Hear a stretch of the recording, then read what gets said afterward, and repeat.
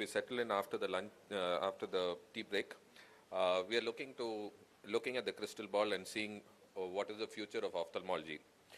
So, putting my MBA cap on, forecasting challenges, the likelihood of being wrong when you try to look into the future directly is proportional to the duration. So if you're forecasting for tomorrow, you're less likely to be wrong. If you're forecasting for 10 years from now, you're definitely going to be wrong.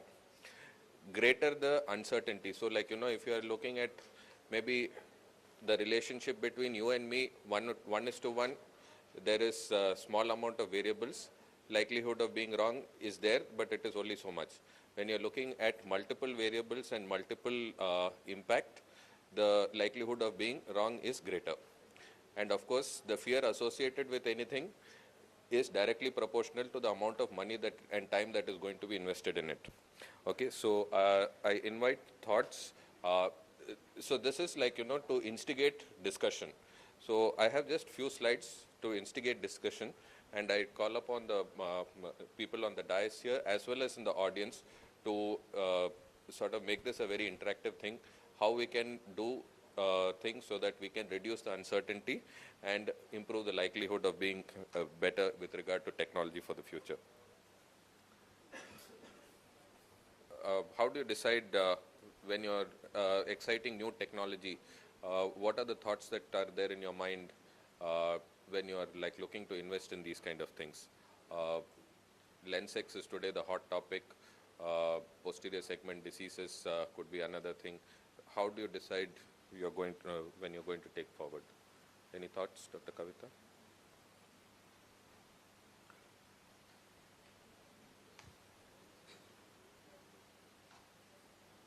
Yeah, I think the future of ophthalmology is definitely technology driven, and from the point of view of individual practitioners, I think it's important to attend these kind of meetings because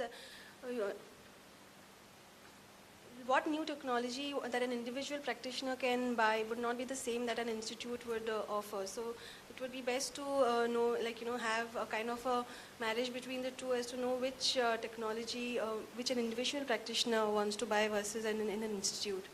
So Dr. Matthew, I think you are going to be discussing mostly about the technology now? Yeah, currently I think look at technology and future.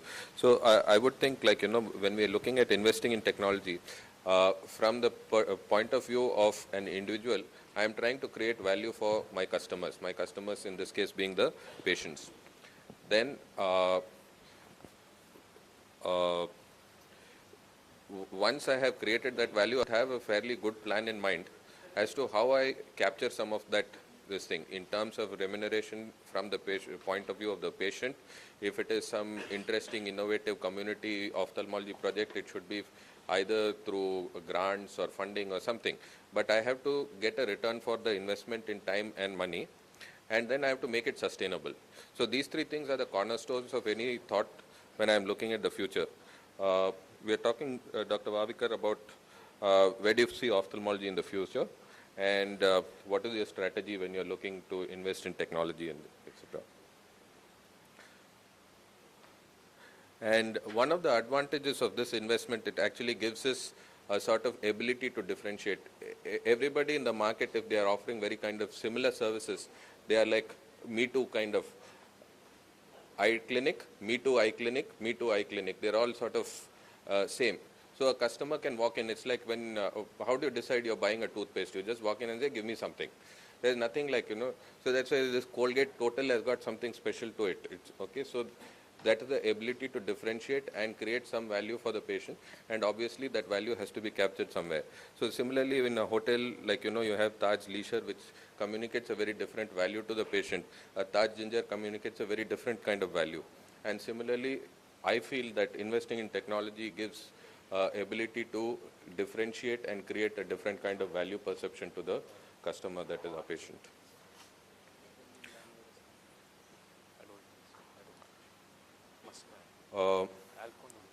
One of the things that we need to remember as we are doing this thing is that Ophthal is always highly technologically advanced. Several technologies, like today we are talking about laser cataract surgery, but at least 20 years back they were talking about laser cataract surgeries. And technologies come become very exciting and then die. So how do you balance and the risk involved in taking this? Dr. Vavikar, your thoughts? No, no, this is not a lecture. This is a set of PowerPoint sort of to light a fire in the crowd. Yeah, so like, technology, like laser cataract surgery as a technology has been there for like sort of many years. Okay. It had an exciting growth, then it sort of died, then it came back again, then it died. Today, we all believe that the way forward is again going to be femtosecond related to this thing. How do you balance the risk? How do you know that this is not going to be a technology that will die? Yeah, very good question. See, I would like to give two examples before we move on. The most important is that the technology has to reach a level of maturity. Till that time, there is no point in investing in the technology. And we have to really understand it well because everybody is interested in making money, and sometimes we can get fooled by marketing gimmicks. Example number one is LASIK. Till 2000, all the LASIK machines were not coming up with wavefront optimized treatment, and therefore patients were unhappy. The moment wavefront optimization came in form of wavefront optimized treatment or aspheric treatment or whatever profile you call it, surgeons' problem decreased considerably. And that's where I think that at the turn of the century, LASIK underwent maturity, and then there is a point in investing it. Second example I would like to give is CK. Remember 5 years back, there was so much of hype about CK. CK does this, CK does that. Now where is CK? It has completely disappeared. See, Mendel's law applies to all of us, survival of the fittest. So if a technology is not mature enough, it is not going to last. And there have been incidences where a technology was there, okay, but probably it was too ahead of for the time, for that particular time. We give an example of Concorde. See, Concorde is definitely a very good machine and technology, but the thing is that the kind of money one has to pay for crossing the Atlantic Ocean is so much that it did not last long enough, and that's why they had to shut it down. So we have to take all these points into consideration. Today the cost of R&D is going up and up. So then the burden comes onto the surgeon. That burden gets transferred to the patients. So what happens that a point is going to come where there is going to be breakdown, where the new technology does not remain sustainable. So we have to do all these calculations also. So we have to see whether the technique has matured, and we also to see whether it is financially sustainable before we invest into it. Any thoughts from the audience on this? Yeah. I would like to look at technology as what level of value does it bring to my institute, to my patients. And if it is of any considerable value, I'm not talking about the cost of procuring the technology. In terms of its applications, processing, and how it is going to help me either diagnostically or therapeutically to help improve, do something to my patients' benefit. That's what I will look at. Of course, then there are secondaries about other things like the cost of procuring the machine, how much to charge the patient, etc. All these things are all secondary. But ultimately, what does it bring to the table? Yes. Am I going to benefit? I mean, in the sense, is my patient going to benefit out of it? Little bit. How much? Is it the only technology in its class? Are there other variables involved? Are there, it's across all platforms? All these things come into play a lot. Absolutely. I think this kind of captures that. There has to be value, and the value, I think, is in our also ability to understand how mature the technology is and how consistently that technology is going to benefit our customers. The second part is like, what is the return on that investment? So that is how do we figure out how to capture the value and get it in form of reimbursement in terms of our time and investment. And obviously, whether this technology will last a long time depends on managing that value. So the Concorde example is great. It created great value. It struggled to capture that value because it was so expensive, and so it could not sustain and died. The other point that was maintained was like, in any new technology, there's a certain inflection point.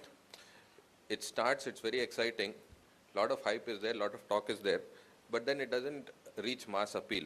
So the guys who actually take it early are the innovators. So in terms of laser cataract surgery, I'll say probably Dr. Zoltan Dangi was the innovator there. He actually started doing it. The early adopters are the guys who are like, sort of sitting there looking at it and like, is it going to come? Is it going to come? They're just waiting to pounce. Okay, so Dr. Vavikar is probably my example of early adopter among Indian this thing. Okay, so, but he's taken a huge risk.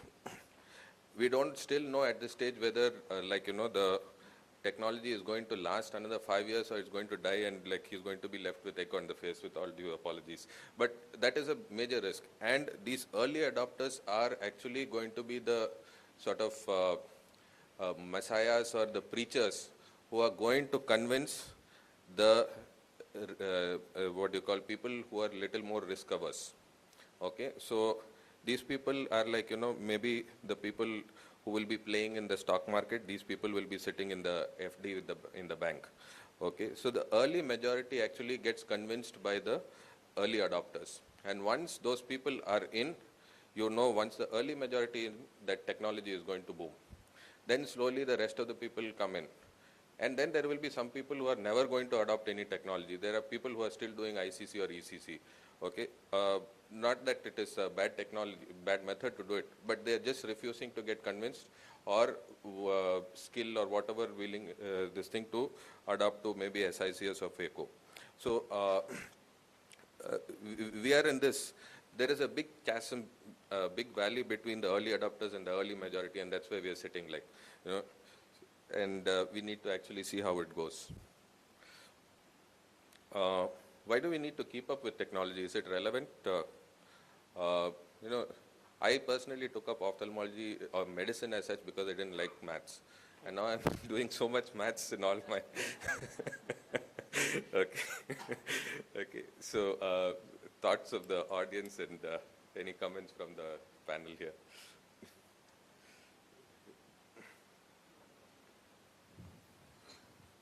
It's important to keep up with technology because there's so much of pressure, there's so much of competition, and that in and around, like, I think the number one reason why people would want to now look at buying a femto LASIK and maybe even eventually a femto cataract is probably because your neighbor has it. And that is the number one thing. And also, as Somil said, offering, like, knowing what it is bringing to the table, what advantage it is giving to your patient, and what best clinical care you can provide to the patient. So I think these two aspects, that is marketing and also providing best clinical care, are the two factors which really propel us into looking at buying new technology and constantly upgrading ourselves. Talking about mathematics, see, maths is important for us because what happens is that when you see a topo, you don't know whether this is keratoconus. It is a continuous spectrum, right? Keratoconus or FFKC or just like irregular bow tie. Maths converts it into yes or no phenomena. So these are the indices. If this index is more than 1.5, yes, it is keratoconus. If this is index, if the answer is less than 0.5, it is keratoconus, like that. So maths is helping us in understanding the technology. There are two things we can do. Number one is that somebody who is really interested can go into the details. Somebody who is not interested in maths just can look at the parameters. Like, if that superior inferior asymmetry index, it is more than 1.4, it is keratoconus. So you need to remember only that much, 1.4. And most of the machines they have a pop-up window where they always give you the guidelines. So you don't have to even remember it. That is how maths and computer is helping us. Unless, if you are a good math student, of course, you can go into detail and learn. I'll share a secret with you. I think Bombay, with the Bombay Turf Club and all these betting happening, they'll have the best maths guys. Odds ratios is all that they are thinking about, right? We are nowhere in statistics when it comes to matching these guys. Okay. Yeah, that's absolutely true. Another thing, Dr. Rohit, any thoughts on this? What is the relevance of basic science to all these challenges of technology? My personal idea is that basic science, if our understanding of basic science is good, it helps us to validate whether a technology claim by a company is reliable or we have our own independent validation of a claim by a company, and that's what is the relevance of basic science. The just the thought on this. When we started buying, some point of time we were like, we were image worshippers. We used to buy a lot of technologies, and we thought this can give us a lot of insight into the understanding. It was a costly affair. We bought many technologies, and now we realize that many of them are totally junk. And it was the machines were sold to us not by the distributors here, by the people who manufactured, claiming that it can give you a fantastic insight into some basic science which you don't know. A classic example is ocular response analyzer. And I've spoken in many congress, I've discussed about it. It's good, but you have to sit with the patient. You will have to do it yourself. You'll have to do 10 readings. You take an average of it. It probably takes 1.5 hours to basically evaluate, but I don't think we have that much of time. This is a classic example, fantastic concept, all mathematics. It uses Young modules mechanism, and it does answer your question of keeping up with technology, because it is in par with technology. Refractive surgeons, definitely a big tool, but it was just too much of promise, and it just under-delivered. So that's a big challenge today. We have so many people, and there's a very well-known person. She's a professor of same presentation on ORA in 4 academy, and the last academy she was speaking about a different machine, and she was telling how bad the ORA was. I mean, exactly the same presentation. I have all her presentations with me because the company has given me a CD of her presentation. Same presentation. Now what do we do with this? Very respected name. Probably one of the world authority on biomechanics on cornea. You have the name. And exactly the same thing, you're speaking about a different thing. The issue is, we have invested it. Now we don't know what to do. The reason we wanted to come out with this optics CME in Bangalore, and probably in this, is we have made some mistakes of buying things which we shouldn't have. We also have new machines which we have. At least we don't want the same mistakes to be done by other people. Like example is Dr. Kumar called me a few months back regarding this machine. I said, sir, it's not good. So I don't want, at least we shouldn't follow a pattern. It's not a cheap machines. It costed us 15, 16 lakhs, I think, at that point of time. So I think that's one big challenge about keeping up with technology is, especially with these machines which borderlines this basic science and investigative tools, we really don't know. In fact, my next presentation is about comparing a lot of them, and where we are not sure about this. And all machines don't speak the same language. You mentioned about mathematics. All of them are supposed to, for example, a patient has a keratoconus. All machines should, early keratoconus, all machines should give you a early keratoconus picture. Sometimes Pentacam will give you an early keratoconus, OpScan will not give you anything, and some other scan will just show that it's completely normal. So the basic fundamental question is, which I think it's for the discussion, is if the patient has a keratoconus, irrespective of how you pick up the image, it should at least show that it's a keratoconus. Why aren't we seeing the same picture?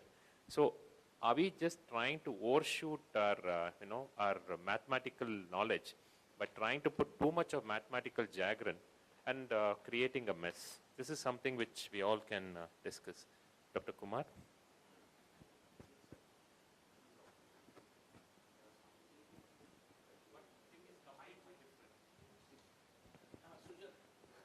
See, optical and ultrasound, the interpretations and the calculations will differ. Even in the topo machines are calculations based on curvature, basically. The dioptric power also is calculated on geometric optics, which is a regular surface, spherical, which don't apply in regular cornea, which is aspherical. And so the actual photographies, that's why Schipflug camera is superior, because it's actual picture and not a mathematical calculation. Mathematical calculations are based on mathematical algorithms, which will not give you exactly true picture, but at least it takes you near. That's why clinical and correlation is the single most important. I think I have some comment about specifically about the keratoconus. Keratoconus is basically corneal asymmetry of some kind. each topography system is developed by a particular investigator who is trying to study the asymmetry with different indices. Depending on the kind of concept he has and the way he's studying his asymmetry, the indices will vary. Some of them may be right, some may be wrong. In fact, there are so many topographers that have developed over the years. Many are out of the market. You don't see them anymore. I think at one point, sometimes you have to stop the math. Looking at this, no, I would call this a keratoconus. I don't look at the math anymore. I just wonder what the other people look at. But this looks like a mild inferior steepening. If there is a thin, if this was a thin cornea, I would probably not offer this patient anything. But I don't know if Rohit or any No, sir. Kumar or someone It's the else. same picture. See, that's what it varies with your population. Exactly. If you, the same picture, if it's in Singapore or one of the our Asian countries, they consider this as a variant of their curvature map. See, in Singapore, they say that I mean, it's like a Like kind a of a thing. decentered apex. Yeah, all of them have inferior steepening. In Japan, if they stop doing LASIK for this, probably the LASIK rate would come down. And they don't have it. Iatrogenic ectasia is very minimal in these countries. Structure is different. Whichever cases of Yes. iatrogenic ectasia I have, Exactly. So, exactly. Exactly. The keratoconus is prevalent. Whether it's the keratoconus which is prevalent or something else is triggering it off, we don't know. The same topographies, I think many conferences they show, many of the topographies look classical. inferior classic steepening, keratoconus. and they all do it. But inferior superior is more than 3 diopters.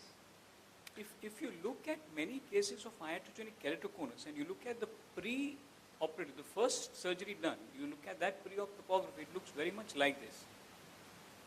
If you review your own or somebody else's and you look up the old record and you will find very typical. So it's probably pre-existing keratoconus, it's not iatrogenic keratectasia. Recently, I was sharing information with Ambrosio. Routinely at my clinic, any suspicious subclinical keratoconus, I send the files to 3-4 international authorities and have their opinions. So it so happens that all these 3 people don't agree to the same.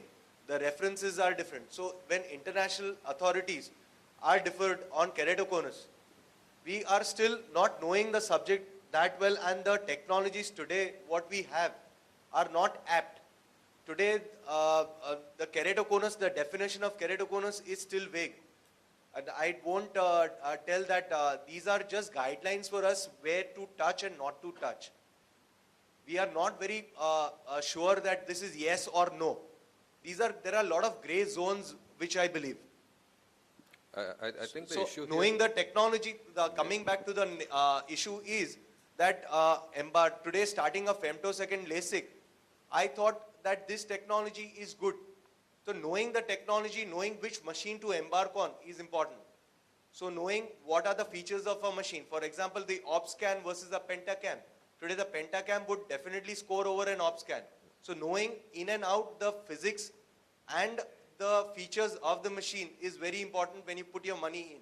yes. And the other thing is that's the reason we have this discussion is we have 7 different type of topography machines. Every known machine, we have it in our lab. There are definitely the take-home, this is my personal thing because I don't have any bias towards any of this machine. If you are looking at a virgin cornea, a fresh cornea where this completely healthy, OpScan is still the better choice. I would choose forget about OpScan, even a simple topolizer which has a Placido disc would be a better choice. If you're looking at a cornea, if you're looking at a progression, if you're looking at something which is showing a change, you want to look at a progression after 6 months, 1 year, Pentacam probably is the best. And if you're looking at a post-operated case, and if you want to look at something at the back, then probably Pentacam is the best, like for example, cross-linking and other things. But Michael Bellin, I've worked with him, and he was in our hospital for a few days. He was 2 years back, when he's the person who developed the software. In fact, many of the software which is put in this machine, in its own words, he said was put without his wish. They said he did not want it to be there. For example, a lot of that bad billion embryosis thing he doesn't like. He doesn't like the different ways of how the best fits for your business. There is an intuitive different scales. So that means even though these machines are promoted by very big names, there are things which are put against their will. He mentioned to me that, there are a lot of software in this Pentacam itself which he does not want it to be there. Like for all this color-coded business, he said he fought really hard with the Oculus not to put the color code, that red, blue, green and all that thing. Holiday would just say holiday report and the holiday primary scale. Exactly. So he says these values are for the surgeons to decide. It's in his own words. So that means that many things what we see on these machines are not truly just because somebody is promoting, it's not. Dr. Rohit, can you explain why normal topographs score over Pentacam for analyzing normal cornea? Sir, the way I looked at this is basically because most of our work on a pre-op cornea is based on a curvature maps. Elevation is still always a question mark because it's most of the time is a mathematical derivation. And Scheimpflug images is still not, it does not have a Placido-based system. So, in fact, I have 2 ectasia cases of my own. For the last 10 years, I have only 2. The reason is I used to take a lot of effort to look at the op scan. But when we started getting the Pentacam, that was 4 years back, there's a patient which showed normal on a Pentacam, a little bit of steepening. I shown this case in the Tear Film Society meeting. I thought this is a new technology and I believed the Pentacam and I had an ectasian. I would prefer more, personal opinion is prefer more of a Placido-based system compared to any of this thing for my evaluation. Or having a combined system? That's okay. Combined it's is always easy to the best pick. option, but Yeah. often Yeah, but if you're a good technician, it's easy, but it gives you something which is more valuable than the others. Pentacam is probably one of the best, but it's not, you cannot really, at least in my knowledge, it's in Pentacam, yes. But that both are okay. On a virgin cornea, both are okay. You can, Pachy, there is a lot of difference, but where Pentacam actually scores is, for example, if you want to tell a patient that you are progressing, whether an ectasia is progressing or something is progressing, then it's always the Pentacam. Dr. Vavekar made this small comment in between, can we have something with both? My concern with machines which do Galili. multiple things often is that when you try to put 2 different technologies into one, they quietly compromise on some things and they won't often tell you what they have compromised on till you find it by hard choice. The second thing is that a lot of these things, see, one measurement is a sample, okay? So there is a true value. That particular sample may be either this side or that side. Depending on how the technology repeatability and reliability is, there will be a 95% confidence interval, and usually that will include the actual sample. The problem with 95% confidence intervals and things like that is that we have to learn a lot more in statistics and maths to understand how it applies and whether the value that is given by the machine is actually true or not. And what Dr. Vavekar said is that, I want to look at the machine and say, yes, this is present, this is absent. Unfortunately, medical values, there will be disease, no disease, and a big overlap. And that's the role of the standard deviation and the confidence intervals. Our ability to understand and interpret this today is fairly limited because statistics is amongst the most important things that is not taught well in medical schools. And as you burn your fingers going forward in life is when you start to get this interest in doing this. No, see, I come from CMC Vellore. CMC Vellore has probably got amongst the best teachers in statistics. Okay, I slept through all those classes because that is in first year.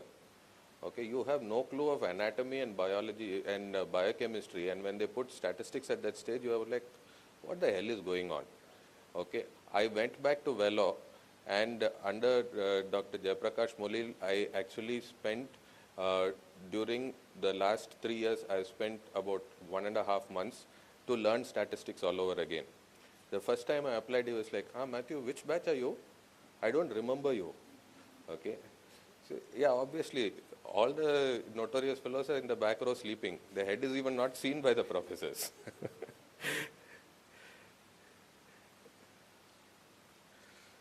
How much does peer pressure work on technology?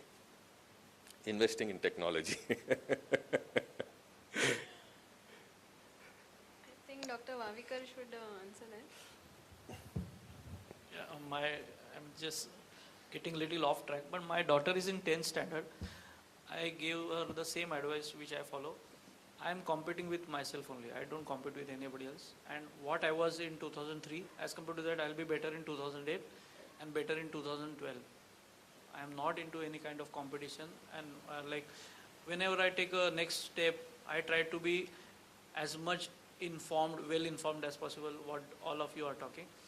And there is no peer pressure. See, there is a theory of abundance. There is lot of work, and all of us are going to do well. And there is no dearth of work. So I don't think peer pressure helps, or it anyway influences my decision. I think that's a wonderful point, because it is assumed that the pie is limited and we are fighting for that limited pie. Actually, new technology expands the pie.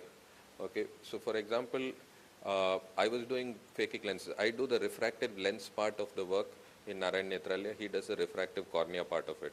So refractive lenses in terms of phakic IOLs for us was limited to myopes who are not fit for LASIK or myopes who chose ICLs over LASIK.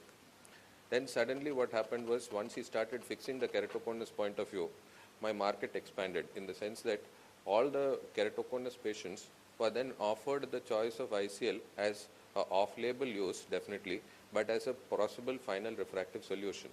And the visual quality of that actually is accepted for publication in G series. That was my Christmas present, incidentally. Okay, so the pie is constantly increasing. It's if you're just in a short-sighted point of view that we are seeing that the pie is being stolen by somebody else. Training. How do we train for new technologies?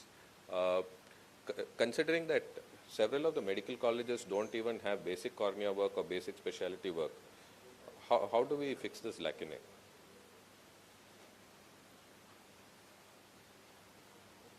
Any comments from any of junior undergraduates, postgraduates, any PGs, anybody here? Yeah. Comments or thoughts on it? Can we have a mic for him, please? So I guess there are many head of the departments who don't allow to do phaco in the 3 years of residency. I guess that is the step where should, like all the HOD should be promoted to give them ECC, SICS, and at least let them out of their institute after doing 50 phacos, basically. So that they don't have to go under a 2-year long course training themselves in phaco. There are many institutes, they don't teach phaco.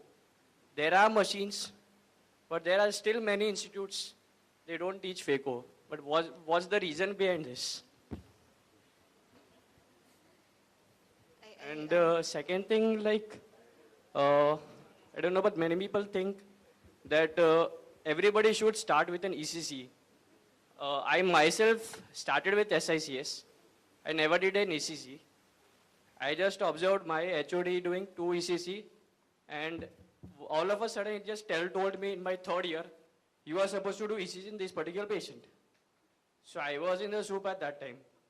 What I did is, like, whatever I did in SICS, I just make a bigger scleral section, did the same thing and did the ECC. Your name, please? My name is Dr. Tejas Sheth. Doctor? Tejas. I'm not going to tell anybody. Yeah. See, I was getting little jittery that we are running short of time, and then we will do injustice on the last speaker of the day. So your discussion, your points are very valid, but I think we should stop at this. I will ask Dr. Mathew to go a little faster. Okay. So multiple methods of learning are available, but I think common problem is skills. And today there are, as you rightly pointed out, after you get your degree is when you learn your skills. And that is something that needs to be addressed. And what Dr. Rohit was putting up is this reorientation of ophthalmic education rope. You know, it's a rope for our neck also, because as trainers we have to really work hard to get the job done. These rope lectures, OSCE kind of things, and hopefully wet labs are going to become a permanent feature. And correct me if I'm wrong, DNB board is very interested in this. Some education board is interested in this. So I think that should work well to address your problems. And yeah, just remember that, like this. The rest is all basic junk. You know, I didn't know how much discussion would come, so I had to prepare for a little bit. So just remember that learning curve, whether it is at an early stage or at the stage of innovations that are disruptive in our technology. I'm sure Dr. Vavekar is a fine surgeon, but when he invested in this, there was a learning curve. Our early learning curve with keratoconus patients, cross-linking and all that was also pretty steep. But then it gets, once you cross that initial hurdle, it gets much better. And this today it is not, investing in terms of money for equipment is the easy part. Investing in terms of knowledge is the more difficult part. And today we are all in a knowledge-based economy. I can buy a machine. Tomorrow, X, Y, and Z will also have the machine. But if we invest in knowledge, that is in processes within the system, that is something that will stand in good stead through the life. Okay? And always remember, new isn't all the best. The gold standard versus new, having some knowledge of statistics and stuff to compare the two, and using basic sciences to validate claims is very critical. And always remember, we are sworn to do no harm, and so that should be in the patient's best interest. Thank you very much.